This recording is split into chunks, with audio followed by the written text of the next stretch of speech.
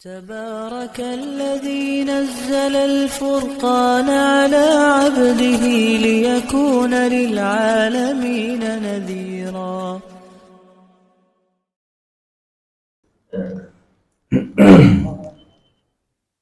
الحمد لله رب العالمين والصلاة والسلام على سيد المرسلين وعلى آله وصحبه أجمعين ومن تبعهم بإحسان إلى يوم الدين اما بعد. محترم سامعین کرام، کل کا درس آپ نے سماعت فرمایا. آج کے درس میں ہماری جو گفتگو ہوگی وہ تدوین حدیث کے تعلق سے ہوگی. تدوین حدیث کا مطلب ہے رسول پاک صلی اللہ علیہ وسلم کی احادیث کو محفوظ کرنا، تحریری شکل میں، کتابی شکل میں اس کو محفوظ کر دینا،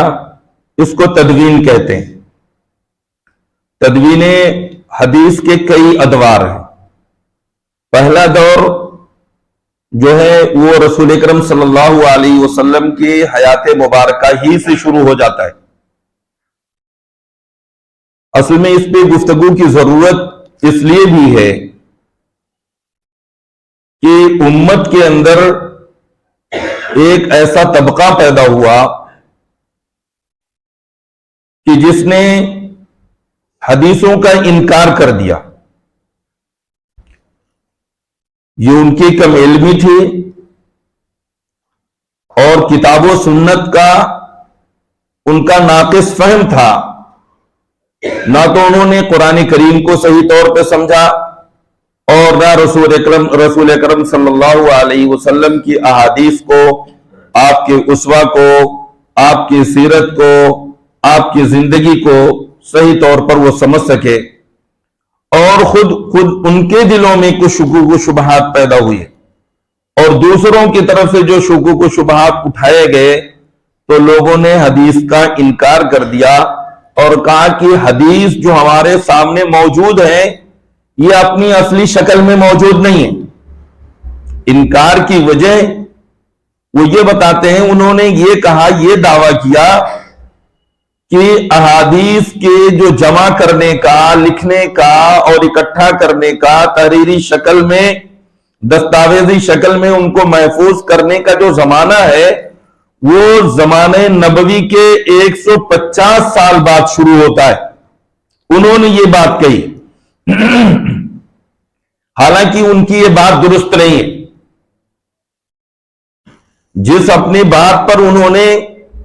دعوے کی بنیاد رکھی وہ بنیاد ہی غلط ہے. انہوں نے یہ سمجھا اور سمجھانے کی کوشش کی کہ اللہ کے رسول صلی اللہ علیہ وسلم کی احادیث کے جمع اور تدوین کا کام آپ صلی اللہ علیہ وسلم کے زمانے کے 150 سال بعد شروع ہوا. اب ایسی صورت میں یہ کیسے ممکن ہے کہ آپ صلی اللہ علیہ وسلم کی احادیث کو ہو بہو لوگوں نے اکٹھا اور جمع کر دیا؟ یہ ان کا ایک شبہ تھا اور یقیناً یہ باطل شبہ تھا. اس کا حقیقت سے دور دور تک کوئی واسطہ نہیں ہے.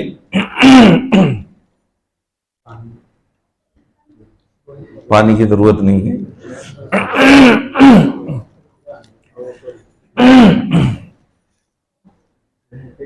جی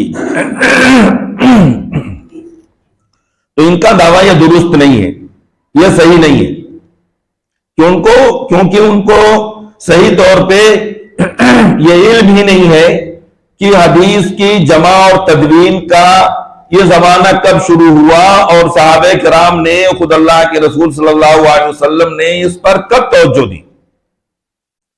اگر اس حقیقت کو جانتے تو ایسا وہ کبھی نہ کہتے.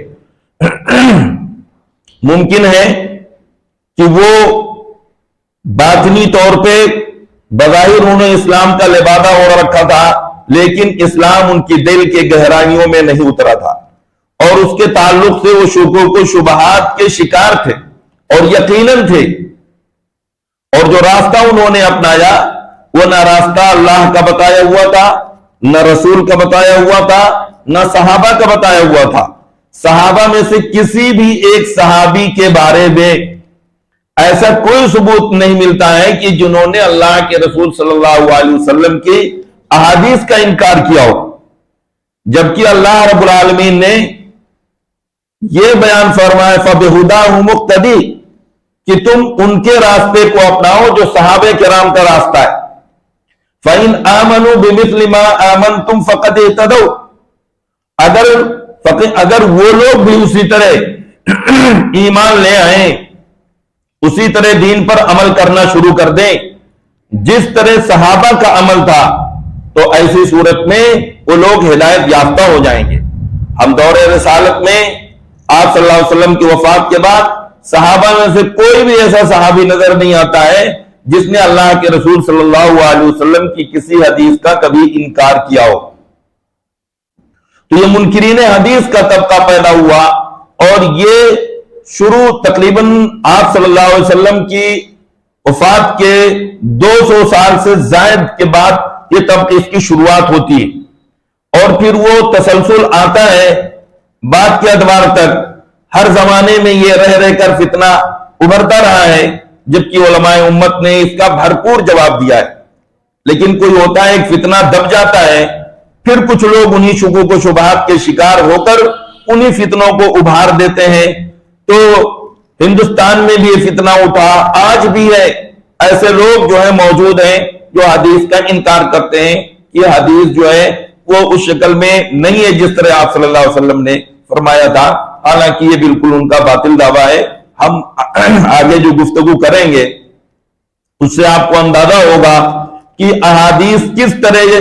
اپنی اصلی شکل میں اسی طرح ہیں جس طرح کہ اللہ کے رسول صلی اللہ علیہ وسلم نے صحابہ کے درمیان بیان فرمایا تھا، اور کس طرح صحابہ نے ان کا اہتمام کیا ہے۔ کل ہم نے ذکر کیا تھا کہ آپ صلی اللہ علیہ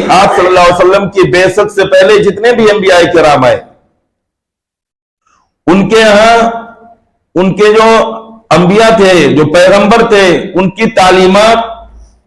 کے محفوظ کرنے کا کوئی خاص اہتمام نہیں تھا، بلکہ وہ تو کتابوں کو بھی، آسمانی کتابوں کو بھی محفوظ نہ کر سکے۔ لیکن اہل اسلام نے جتنا اہتمام رسول اللہ صلی اللہ علیہ وسلم کے کلام کی حفاظت کے لیے کیا ہے، آج تک روئے زمین پر کسی قوم نے اپنے پیشوا کے کلام کی حفاظت کے لیے نہیں کیا ہے۔ اپنے پیشوا کے کلام کی حفاظت تو دور کی بات ہے، وہ تو اپنے نبی پر نازل کردہ کتاب کی بھی حفاظت نہ کر سکے، لیکن پیغمبر اسلام محمد الرسول اللہ صلی اللہ علیہ وسلم کے جانثار صحابہ کرام رضوان اللہ علیہ مجمعین نے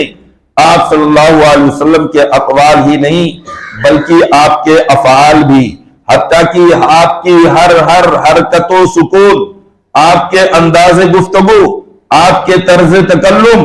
کو اس طرح محفوظ کیا ہے کہ اس سے زیادہ اور ان کو محفوظ کرنے کی کوئی شکل اور صورت ہو ہی نہیں سکتی ہے۔ تدوین حدیث کا آغاز اور ارتقاء، یعنی احادیث کو کتابی شکل میں، تحریری شکل میں یا ویسے بھی زبانی طور پہ اس کے یاد کرنے کی ابتدا کب سے ہوتی ہے؟ حدیث کی صیانت اور اس کی حفاظت کا سلسلہ اللہ کے رسول صلی اللہ علیہ وسلم کی حیات مبارکہ میں شروع ہو چکا تھا۔ آپ کی زندگی میں حدیث رسول کو محفوظ کرنے کے دو طریقے تھے۔ ایک تو یہ ہے کہ صحابہ کرام آپ صلی اللہ علیہ وسلم کی زبان سے جو کچھ نکلتا تھا اس کو یاد کر لیتے تھے، اور دوسرا طریقہ لکھنے کا بھی تھا۔ پہلا طریقہ جو تو اللہ کے رسول صلی اللہ علیہ وسلم کی احادیث کے یاد کرنے کا، ہم اس پر گفتگو کرتے ہیں کہ شروعاتی دور میں احادیث کو زبانی صحابہ کرام یاد کر لیا کرتے تھے، اپنے ذہنوں میں محفوظ کر لیا کرتے تھے۔ اب یہ سوال اٹھتا ہے کہ آج کل تو ہم بہت ساری باتیں سنتے ہیں، بڑے بڑے علماء کی باتیں سنتے ہیں، لیکن بہت ساری باتیں ذہن میں ہو بہو منوان لفظ بلفظ نہیں رہ جاتی ہیں، تو آخر صحابہ کرام نے ان ساری چیزوں کو، اللہ کے رسول صلی اللہ علیہ وسلم کی احادیث کو کیسے محفوظ کر لیا؟ تو یہ بات ہمیں معلوم ہونی چاہیے کہ اللہ رب العالمین نے عربوں کو بہت صاف ذہن، صاف ستھرا ذہن عطا فرمایا تھا، اور ان کی یادداشت بہت مضبوط اور بہت پختہ تھی۔ عرب ایک ان پڑھ قوم تھے۔ ان پڑھ کا مطلب وہ دیکھ کر پڑھنا نہیں جانتے تھے عام طور پہ، اور لکھنا نہیں جانتے تھے۔ ان میں کم ہی لوگ ایسے ہوتے تھے جن کو لکھنا اور پڑھنا آتا تھا، پھر بہت کم تعداد میں تھے، لیکن عام طور پہ پڑھے لکھوں کی تعداد بہت معمولی تھی۔ جیسا آج کل کے زمانے میں پڑھے لکھوں کی تعداد زیادہ ہے، جو پڑھ بھی لیتے ہیں لکھ لیتے ہیں، کم ہی لوگ ہیں جو ان پڑھ ہیں۔ لیکن اس زمانے میں اس کے برعکس تھا، کیونکہ عرب دنیا سے بالکل ایک الگ تھلگ، جو ترقی یافتہ دنیا سے الگ تھلگ ایک حصہ تھا، اس لیے وہ پڑھنا لکھنا تو نہیں جانتے تھے عام طور پہ، کچھ لوگ جانتے تھے۔ لیکن جو ایسے لوگ ہوتے ہیں، ایسے قومیں ہوتی ہیں، وہ اپنی یادداشت پر بہت بھروسہ کرتی ہیں۔ اب اس کی مثال آپ سمجھ سکتے ہیں کہ آج سے 20-25 سال پہلے، 20 سال مشکل سے، اس سے پہلے جب موبائل فون کا طریقہ نہیں تھا،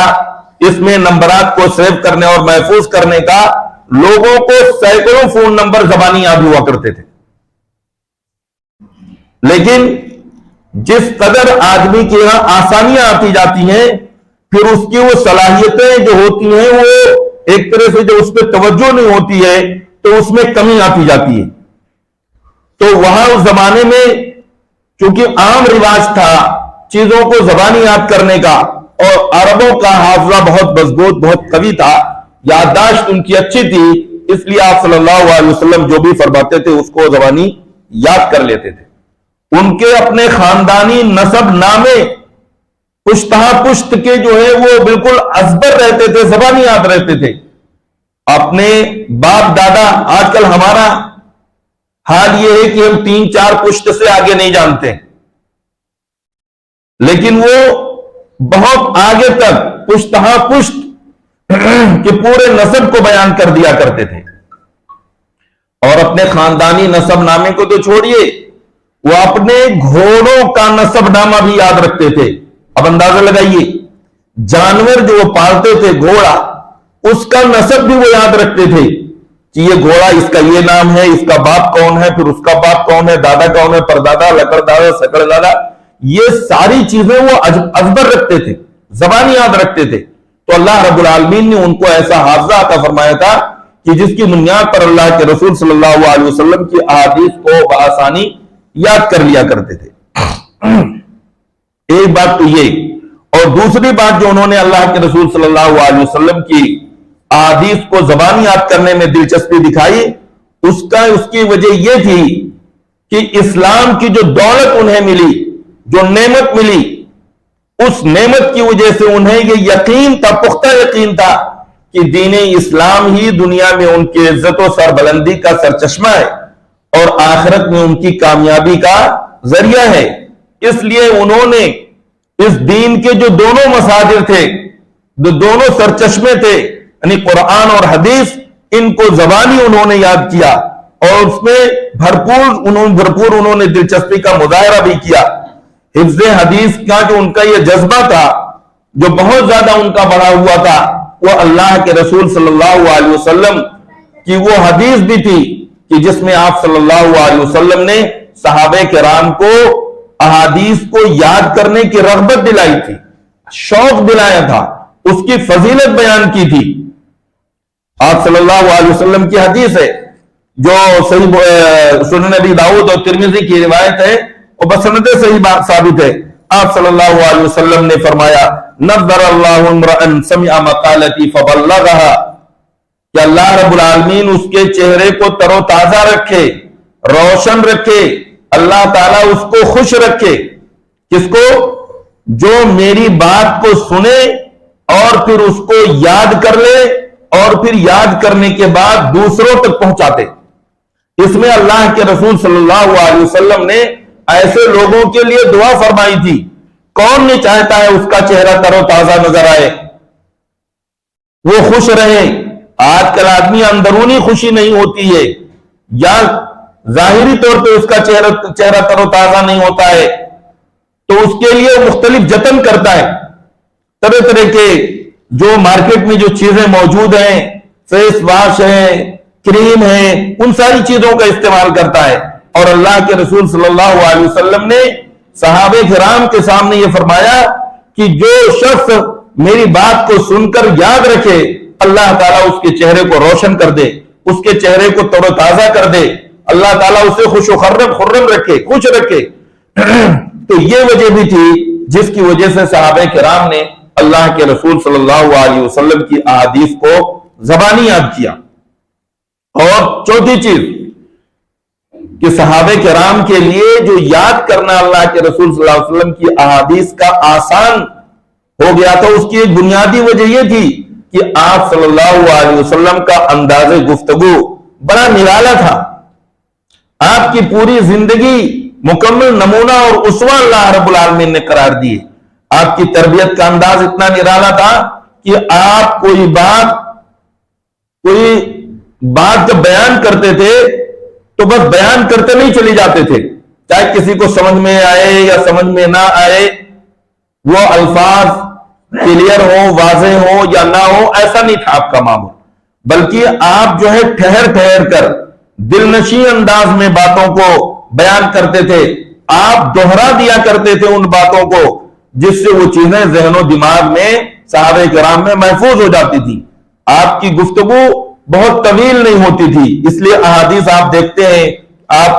کتب حدیث کی کتابوں کا جو مطالعہ کریں گے تو آپ دیکھیں گے اس میں احادیث بہت لمبی احادیث نہیں ہے، لمبی احادیث کم ہی ہے، عام طور پہ مختصر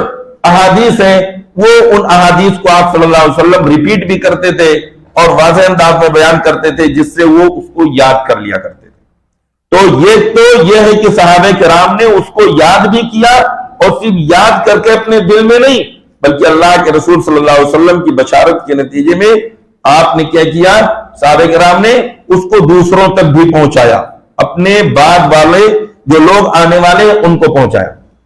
دور رسالت میں اب دوسرے ہم دور کی طرف آتے ہیں۔ یہ تو پہلا دور تھا احادیث کو محفوظ کرنے کا کہ صحابہ نے یاد کر لیا۔ دوسرا جو دور ہے وہ احادیث کو لکھ کر محفوظ کرنے کا۔ لوگ الزام یہ لگاتے ہیں، یہ کہتے ہیں کہ اللہ کے رسول صلی اللہ علیہ وسلم کے دور کے 150 سال بعد جو ہے احادیث کو جمع کیا گیا، لکھا گیا ہے۔ یہ بات درست نہیں ہے۔ اللہ کے رسول صلی اللہ علیہ وسلم کی زندگی میں، آپ کی حیات مبارکہ میں بھی حدیث کے لکھنے کا کام شروع ہو چکا ہے۔ شروعاتی دور میں آپ صلی اللہ علیہ وسلم نے احادیث کو لکھنے سے روک دیا تھا۔ اس کی وجہ کی طرف میں نے کل بھی اشارہ کیا تھا، اس کی وجہ یہ تھی کہ آج کے زمانے کی طرح عربوں کے ہاں کاغذ میسر نہیں تھا، وہ درختوں کی چھالوں پر لکھتے تھے، ہڈیوں پر لکھتے تھے اور چمڑوں پر وہ جو ہے لکھتے تھے، یہ طریقہ تھا ان کے ہاں۔ تو لکھنے کی چیزوں کی قلت تھی، تو وہ کیا کرتے تھے کہ قرآن کو، اللہ کے رسول صلی اللہ علیہ وسلم پر جو قرآن نازل ہوتا تھا اس کو بھی لکھتے تھے۔ کچھ لوگ تو کاتبین وہی مقرر تھے، جو باضابطہ جن کو پابند بنایا گیا تھا لکھنے کا، لیکن دیگر صحابہ کرام بھی قرآنی آیات کو لکھا کرتے تھے۔ ان کے پاس وسائل اور ذرائع آج کی طرح نہیں تھے، تو جس میں قرآن لکھتے تھے اسی میں حدیث بھی لکھ لیا کرتے تھے۔ تو جس سے یہ خطرہ ہوا کہ کہیں ایسا نہ ہو کہ قرآن اور احادیث دونوں آپس میں مل جائے، اس لیے شروعاتی دور میں آپ صلی اللہ علیہ وسلم نے منع کر دیا اور روک دیا، اور آپ نے فرمایا، جیسا کہ صحیح مسلم کے اندر وہ حدیث موجود ہے، آپ صلی اللہ علیہ وسلم نے فرمایا لا تکتبوا عنی شیئا، کہ میری جو ہے احادیث میں سے کچھ بھی مت لکھا کرو، الا القرآن، صرف کیا لکھو؟ قرآن کو لکھو۔ فمن کتب عنی غیر القرآن فلیمحو، جس نے قرآن کے علاوہ کچھ لکھ رکھا ہے وہ اس کو مٹا دے۔ حدثوا عنی ولا حرج، ہاں مجھ سے احادیث کو زبانی طور پہ میری باتوں کو بیان کرو، اس میں کوئی حرج کی بات نہیں ہے۔ مزید آپ نے فرمایا ومن کذب علی متعمدا فلیتبوأ مقعدہ من النار، کہ جو میری طرف جان بوجھ کر کوئی جھوٹی بات منسوب کرتا ہے تو اپنا ٹھکانہ وہ جہنم کو بنا لے۔ یہ صحیح مسلم کی روایت ہے، اور صحیح الجامع میں بھی علامہ البانی رحمہ اللہ نے اس کا ذکر کیا ہے۔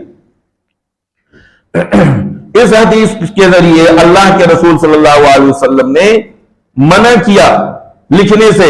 یعنی لکھنے کی منع کرنے کی وجہ کیا تھی کہ لوگ ایک ہی ساتھ لکھتے تھے، تو اس لیے آپ نے منع کیا۔ لیکن بعد کے ادوار میں، بعد کے زمانے میں آپ نے باضابطہ اس کی اجازت دی۔ اس حدیث سے آپ کا منع کرنا ثابت ہو رہا ہے، جس کی وجہ میں نے آپ کو بیان کی تاکہ قرآن اور حدیث مل نہ جائے۔ اس کے بعد میں عبداللہ ابن عمرو ابن عاص رضی اللہ تعالی عنہ حدیث کے راوی ہے، فرماتے ہیں کہ کنت اکتب کل شیء اسمعه من رسول اللہ صلی اللہ علیہ وسلم اريد حفظه، کہ میں ہر وہ چیز جو اللہ کے رسول صلی اللہ علیہ وسلم سے سنتا تھا اس کو یاد رکھنے کی غرض سے میں اس کو لکھ لیتا تھا۔ تو میری قوم قریش کے لوگوں نے مجھ کو منع کیا اور انہوں نے کہا کہ آپ ہر چیز جو اللہ کے رسول صلی اللہ علیہ وسلم سے سنتے ہیں وہ لکھ لیتے ہیں، حالانکہ اللہ کے رسول صلی اللہ علیہ وسلم بشر ہیں، ایک انسان ہے۔ کبھی آپ غصے کے عالم میں گفتگو کرتے ہیں،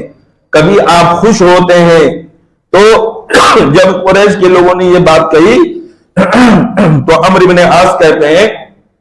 عبداللہ ابن عمرو بن عاص، فَأَمْسَكْتُ عَنِ الْكِتَابِ، میں نے لکھنا بند کر دیا، فَذَكَرْتُ ذَلِكَ لِرَسُولِ اللَّهِ صلی اللہ علیہ وسلم، لیکن میں نے اس کا ذکر اللہ کے رسول صلی اللہ علیہ وسلم سے کیا، فَأَوْمَا بِإِصْبِعِهِ إِلَى فِيهِ، تو اللہ کے رسول صلی اللہ علیہ وسلم نے اپنی انگلی کے ذریعے اپنے منہ کی طرف اشارہ کرتے ہوئے فرمایا، اکتب، کیا کرو، لکھو۔ آپ اجازت مرامت فرما رہے ہیں کہ اکتب، لکھو، فوالذی نفسی بیدی، قسم ہے اس ذات کی جس کے ہاتھ میں، جس کے قبضے میں، جس کے ہاتھ میں میری جان ہے، ما یخرج منہ الا الحق، اس منہ سے جو بھی بات نکلتی ہے وہ حق ہی نکلتی ہے، چاہے میں غصے کی حالت میں ہوں یا خوشی کی حالت میں کہوں، جو بھی بات نکلتی ہے وہ حق ہی نکلتی ہے، اس لیے کیا کرو، لکھ لیا کرو۔ وہ پہلے کی حدیث ہے، یہ بعد کی حدیث ہے، اور جو اہل علم ہیں جن کو وہ جانتے ہیں کہ پہلے کوئی حکم آتا ہے اور بعد میں جو حکم آتا ہے تو بعد والا حکم جو ہے پہلے کو منسوخ کر دیتا ہے۔ اس بعد والی حدیث کے ذریعے پہلا والا حکم جو ممانعت کا تھا کہ حدیث نہ لکھو، وہ اس حدیث کے ذریعے وہ حکم وہ ختم ہو گیا، منسوخ ہو گیا، اور آپ صلی اللہ علیہ وسلم نے لوگوں کو احادیث کے لکھنے کی عام اجازت دے دی۔ اور صرف یہ عبداللہ ابن عمرو ابن عاص رضی اللہ تعالی عنہ تنہا نہیں ہے جنہوں نے اللہ کے رسول صلی اللہ علیہ وسلم کی احادیث کو لکھا ہو، بلکہ ان کے علاوہ اور بہت سارے صحابہ کرام ہیں جو 17-18 اس سے بھی زیادہ ان کی تعداد پہنچ جاتی ہے، جنہوں نے اللہ کے رسول صلی اللہ علیہ وسلم کی حیات مبارکہ میں، جن کے پاس لکھی ہوئی شکل میں اللہ کے رسول صلی اللہ علیہ وسلم کی احادیث موجود تھی۔ اس سے ان لوگوں کا دعویٰ باطل ہو جاتا ہے جو کہتے ہیں کہ حدیث کے لکھنے کا کام نبی صلی اللہ علیہ وسلم کی وفات کے 150 سال بعد ہوا۔ اب اندازہ لگا سکتے ہیں کہ جن لوگوں نے اس طرح کی باتیں کی ان کی نیتیں نیک نہیں تھیں، ان کی نیتیں نیک نہیں تھے، وہ خود شکوک اور شبہات کے شکار تھے، وہ اسلام کے درد مند نہیں تھے، وہ اسلام کے خیر خواہ نہیں تھے، وہ اللہ کے رسول صلی اللہ علیہ وسلم سے سچی محبت کرنے والے نہیں تھے، وہ آپ کی احادیث سے سچی محبت کرنے والے نہیں تھے۔ اور خود آپ صلی اللہ علیہ وسلم نے مکتوبات نبوی خطوط، آپ صلی اللہ علیہ وسلم نے اپنی زندگی میں خطوط لکھوائے، مختلف لوگوں کے ہاں آپ نے خطوط لکھوائے، کچھ معاہدے جو دیگر اقوام سے ہوئے وہ آپ نے لکھوائے، نماز، روزہ اور حج اور زکوٰۃ اور صدقات کے مسائل کو آپ صلی اللہ علیہ وسلم نے، وہ جو آپ صلی اللہ علیہ وسلم کے زمانے میں لکھے جاتے تھے۔ حجۃ الوداع کا موقع ہے، آپ صلی اللہ علیہ وسلم کا جو خطبہ تھا وہ انتہائی جامع خطبہ تھا، حجۃ الوداع کا خطبہ، اور وہ اسلام کے اساسی اور بنیادی احکام اس خطبے میں بیان ہوئے تھے۔ اس کے بارے میں ایک صحابی جو یمن سے تشریف لائے تھے، جن کا نام تھا ابو شاہ الیمنی، کیا نام تھا ان کا؟ ابو شاہ الیمنی رضی اللہ تعالی عنہ، انہوں نے جب یہ خطبہ سنا تو اس کے بعد وہ خواہش ظاہر کی، اللہ کے رسول صلی اللہ علیہ وسلم نے انہوں نے درخواست کی کہ اللہ کے رسول صلی اللہ علیہ وسلم آپ اپنا یہ خطبہ مجھے تحریری شکل میں لکھ کے عنایت فرما دیں۔ تو آپ صلی اللہ علیہ وسلم نے، جیسا کہ صحیح بخاری کی روایت ہے، آپ نے فرمایا اکتبوا لابی شاہ، میرا یہ خطبہ جو حجۃ الوداع کا خطبہ ہے یہ ابو شاہ کے لیے لکھ کر دے دو۔ یہ صحیح بخاری اور صحیح مسلم دونوں میں یہ حدیث موجود ہے۔ اس سے دیکھیں پتہ چل رہا ہے کہ اللہ کے رسول صلی اللہ علیہ وسلم نے خود جو ہے حکم دیا کہ لکھو، آپ کی حدیث کو آپ نے خود لکھنے کا حکم دیا۔ اور عبداللہ ابن عمرو ابن عاص رضی اللہ تعالی عنہ کے جس صحیفے کا ہم نے ذکر کیا ہے، جو لکھتے تھے، پھر لوگ قریش نے منع کیا تو بعد آ گئے، پھر اللہ کے رسول صلی اللہ علیہ وسلم کے سامنے جب ذکر کیا تو آپ نے کہا نہیں لکھو، میری زبان سے جو بھی بات نکلتی ہے وہ حق ہی نکلتی ہے۔ تو ان کے صحیفے کا نام تھا صحیفہ صادقہ۔ کیا نام تھا؟ صحیفہ صادقہ۔ یہ عبداللہ ابن عمرو ابن عاص رضی اللہ تعالیٰ عنہ کا صحیفہ تھا۔ صحیفہ جو ہے چند اوراق، وہ ایک ورق، ایک سے زائد اوراق پر مشتمل لکھی ہوئی چیز کو عربی زبان میں صحیفہ کہا جاتا ہے۔ اور اپنے اس صحیفے کے بارے میں عبداللہ ابن عمرو ابن عاص رضی اللہ تعالیٰ عنہ کہتے ہیں کہ مجھے دنیا میں زندہ رہنے کی مجھے کوئی بہت خواہش نہیں ہے، اگر مجھے زندگی کی چاہت ہے تو صرف اس صحیفے کی وجہ سے کہ جو میں نے اللہ کے رسول صلی اللہ علیہ وسلم کی جو احادیث نقل کی ہیں، اس سے مجھے اتنی محبت ہے، یہ اللہ کے رسول کی احادیث ہے کہ اس کی وجہ سے میری چاہت ہے کہ میں دنیا میں زندہ رہوں۔ اب اندازہ لگائیے کہ صحابہ کرام کو اس طرح کی دستاویزی جو احادیث کے جو مجموعے تھے ان سے کتنی محبت تھی، کیوں کہہ رہے دنیا میں میں اس صحیفے کی وجہ سے زندہ رہنا چاہتا ہوں۔ اور بعد میں یہ صحیفہ ان کے پوتے کی طرف منتقل ہوا، عمرو ابن شعیب، اور شعیب جو ہے یہ عبداللہ ابن عمرو ابن عاص کے یہ بیٹے ہیں، تو یہ ان کے پوتے کی طرف منتقل ہوا۔ اور حدیث کی کتابوں میں باضابطہ بہت سی احادیث بیان کی جاتی ہیں، عن عبداللہ عن عمرو ابن شعیب عن ابیہ عن جدی۔ اور امام احمد ابن حنبل رحمہ اللہ نے اس صحیفے سے بہت ساری احادیث نقل کر کے اپنی حدیث کی کتاب مسند احمد ابن حنبل میں اس میں نقل کیا، اس میں ذکر کیا ہے، اور اس میں حوالہ ہے جو سند بیان کی ہے امام احمد ابن حنبل رحمہ اللہ نے، عن عمرو ابن شعیب عن ابیہ عن جدی۔ تو دیکھیے یہ صحیفہ ہے۔ دوسرا جو ایک کتاب ہے عمرو ابن حزم انصاری رضی اللہ تعالی عنہ کی کتاب کہتے ہیں، لکھی ہوئی چیز کی جس کو لکھ لیا گیا ہو اس کو کتاب کہتے ہیں، جس میں کچھ چیزوں کو تحریری شکل میں جمع کر دیا گیا ہو۔ جب اللہ کے رسول صلی اللہ علیہ وسلم نے عمرو ابن حزم انصاری رضی اللہ تعالی عنہ کو اہل یمن کی طرف ایک معلم اور دائی اور مبلغ بنا کر بھیجا، تو ان کو کچھ ہدایات اور احکام و مسائل تحریری شکل میں آپ صلی اللہ علیہ وسلم نے ان کو لکھ کر عنایت فرمایا تھا، اسی کو کتاب عمرو ابن حزم کہتے ہیں۔ اس کتاب میں کیا چیزیں تھیں؟ اس میں فرائض سے متعلق کچھ احادیث تھیں، کچھ سنن سے متعلق سنتوں سے متعلق احادیث تھیں، کچھ دیت سے متعلق حدیث تھی۔ دیت یعنی اگر کوئی قتل کر دے کسی کا تو جو ہے مقتول کے ورثہ کو قاتل کے ورثہ کس طرح دیت ادا کریں گے، یہ اس طرح کے احکام اس میں موجود تھے، اور اس کے علاوہ دیگر کچھ احکام و مسائل اس میں تھے۔ اور یہ مشہور کتاب جو عمرو ابن حزم انصاری رضی اللہ تعالیٰ عنہ کی تھی، یہ صحابہ اور تابعین کے زمانے میں جب کوئی اختلافی مسائل ہوتے تھے تو اس کی بنیاد پر لوگ اپنی رائے چھوڑ دیتے تھے، اس میں دیکھتے تھے اور ان کی رائے کے ان کی بات کے خلاف کوئی اگر بات آتی تھی تو اس عمرو ابن حزم انصاری رضی اللہ تعالیٰ عنہ کی اس کتاب کی بنیاد پر جو اس میں حدیث ہوتی تھی اس کی روشنی میں اپنی رائے پر وہ ضد نہیں کرتے تھے، اس پہ اڑ نہیں جاتے تھے۔ اسی طرح سے اور یہ صحیفہ جو ہے اس کو ابن حبان نے اپنی صحیح ابن حبان میں اس صحیفے اس کتاب کے نسخے کو اس میں نقل کیا ہے جو تقریباً 6 صفحات پر مشتمل ہے، اور اس میں جو سند ہے من طریق محمد بن عمرو بن حزم عن جدی ان رسول اللہ صلی اللہ علیہ وسلم كتب الى اہل الیمن بکتاب فی الفرائض والسنن والدیات. یہ الفاظ اس طرح جو ہے یہ اس میں جو ہے صحیح ابن حبان میں باضابطہ وہ ساری چیزیں موجود ہیں. اسی طرح انس بن مالک رضی اللہ تعالیٰ عنہ کا بھی ایک صحیفہ تھا. اسی طرح علی ابن ابی طالب رضی اللہ تعالیٰ عنہ کا بھی ایک صحیفہ تھا. علی ابن ابی طالب رضی اللہ تعالیٰ عنہ کے جو پولیس ڈپارٹمنٹ کے اور بیت المال کے جو انچارج تھے جحیفہ رضی اللہ تعالیٰ عنہ، وہ جو ہیں جحیفہ جن کا نام وہب تھا، جحیفہ سوائی، وہ کہتے ہیں میں نے علی رضی اللہ تعالیٰ عنہ سے کہا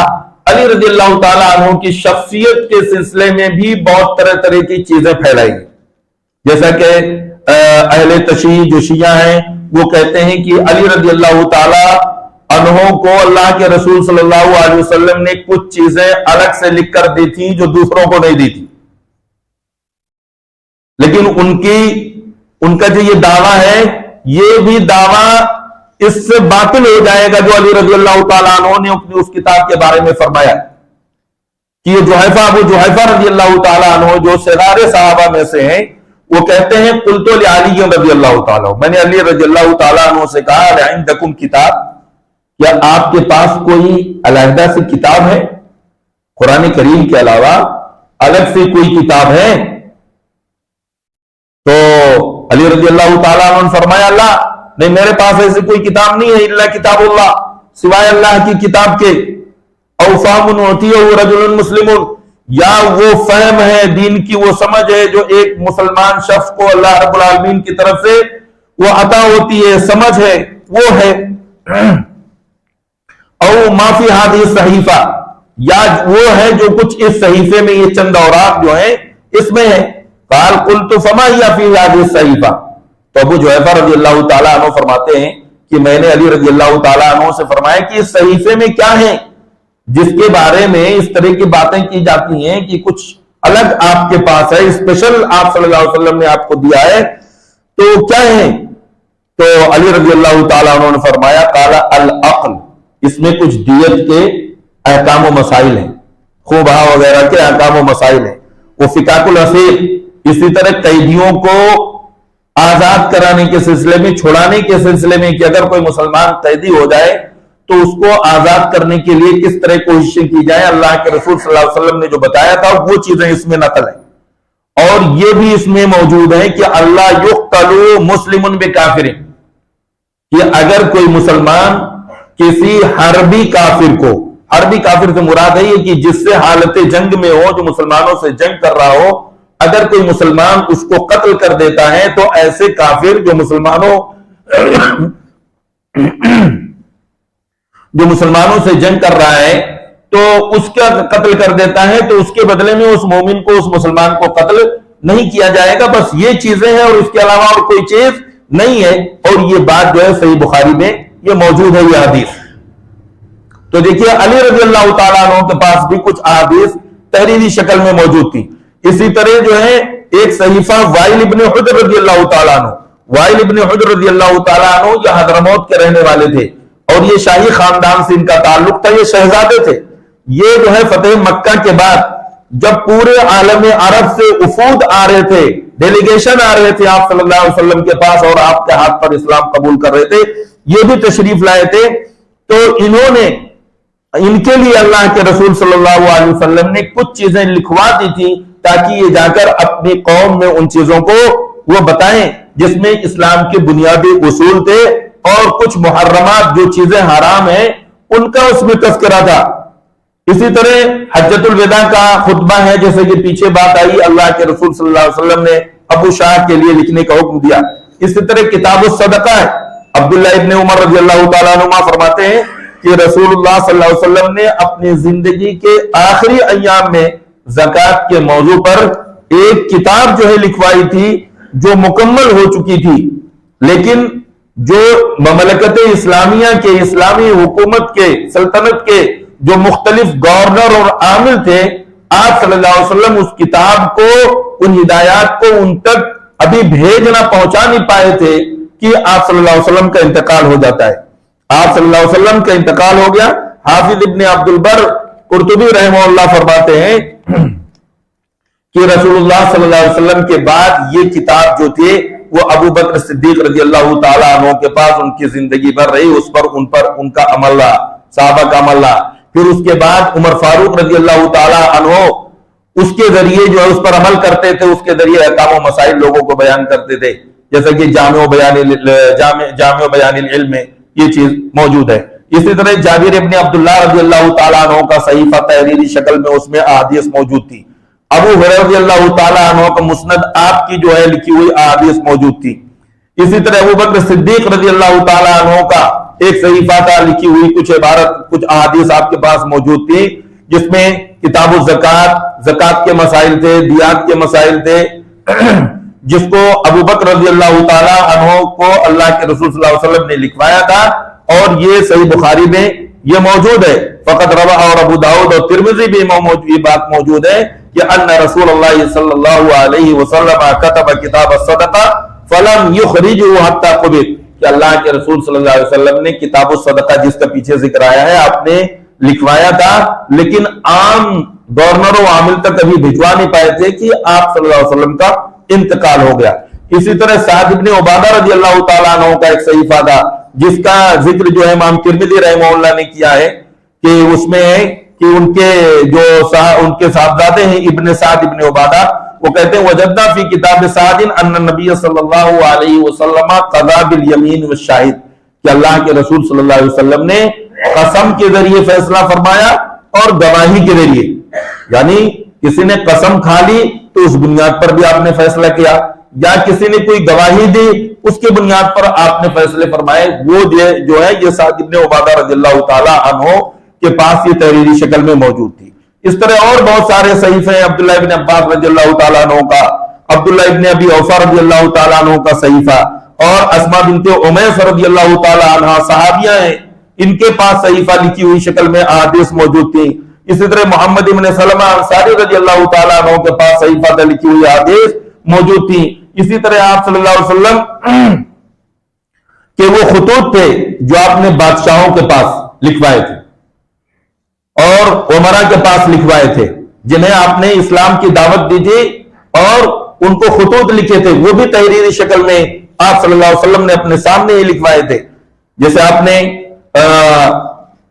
روم کے بادشاہ ہرقل کے پاس آپ نے خط لکھا، مصر کے بادشاہ مقوقس کے پاس آپ نے خط لکھا۔ اسی طرح کچھ آپ کے زمانے میں جو لوگوں کے ساتھ، دیگر اقوام کے ساتھ جو معاہدے ہوئے تھے، وہ بھی تحریری شکل میں وہ ساری چیزیں موجود تھی، جیسے کہ صلح حدیبیہ کے موقع پر آپ صلی اللہ علیہ وسلم نے اہل مکہ کے ساتھ معاہدہ کیا، اور اسی طرح سے تبوک کے موقع پر صلح تبوک، وہ ساری چیزیں وہ بھی تحریری شکل میں موجود تھی۔ اسی طرح مدینے میں آپ صلی اللہ علیہ وسلم جب تشریف لائے تو مدینے میں جو پڑوسی تھے وہ یہود تھے، یہود کے ساتھ بھی معاہدہ ہوا اور تحریری شکل میں لکھا گیا۔ تو ان ساری صحیفوں اور معاہدوں اور خطوط کی روشنی میں یہ بات معلوم ہوتی ہے کہ جمع حدیث، کتابت حدیث، حدیث لکھنے کی ابتدا اللہ کے رسول صلی اللہ علیہ وسلم کے وفات کے 150 سال بعد نہیں، بلکہ آپ کی حیات مبارکہ میں بھی ہی یہ کام یہ شروع ہو چکا تھا۔ تو جس طرح جن لوگوں نے یہ الزام لگایا ہے بدنیتی کی وجہ سے، ان کا وہ الزام بالکل باطل ہے، غلط ہے، اس کا سچائی سے، صداقت سے کوئی واسطہ نہیں ہے۔ انہی چیزوں کی جگالی آج کل بہت سارے لوگ مسلمان بھی کر رہے ہیں، جن کو دین کا صحیح سمجھ اور صحیح فہم نہیں ہے۔ اس لیے اللہ کے رسول صلی اللہ علیہ وسلم نے کہا فَاسْأَلُوا أَهْلَ الذِّكْرِ إِن كُنتُمْ لَا تَعْلَمُونَ، اگر کوئی بھی چیز، کوئی دینی مسئلہ ہے، اگر تم نہیں جانتے ہو تو اہل علم سے کیا کرو، پوچھ لو۔ نہ جاننے کا علاج کیا ہے، پوچھنا ہے۔ نہ جاننا ایک بیماری ہے، اور نہ جان کر کوئی چیز بیان کرے آدمی یا اور بڑی بیماری ہے۔ تو اس بیماری کا علاج کیا بتایا گیا کہ اگر کوئی چیز معلوم نہیں ہے تو دوسروں سے پوچھ لو، تاکہ نہ خود کنفیوژن کے شکار ہو، نہ دوسروں کو کنفیوز کرو، اور اسلام کے بارے میں، قرآن کے بارے میں، حدیث کے بارے میں، صحابہ کے بارے میں تمہارے اندر تاکہ شکوک و شبہات نہ پیدا ہوں، کیونکہ شیطان کا کام ہی ہے لوگوں کو ورگلانا اور بہکانا۔ اللہ رب العالمین سے دعا ہے کہ اللہ تعالی ہمیں دین کو صحیح طور پہ سمجھنے اور سمجھ کر اس پر عمل کرنے کی توفیق عطا فرمائے۔ ہمیں اللہ سے، اللہ کی کتاب سے، اللہ کے رسول سے، اللہ کے رسول صلی اللہ علیہ وسلم کی حدیث سے، صحابہ سے، سلف صالحین سے محبت کرنے کی توفیق عطا فرما،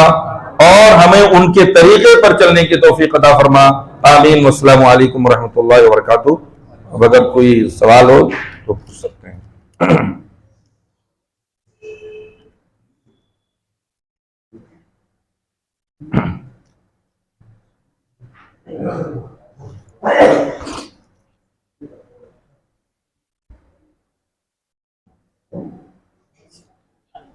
ٹھیک، جزاک اللہ خیر۔ السلام علیکم۔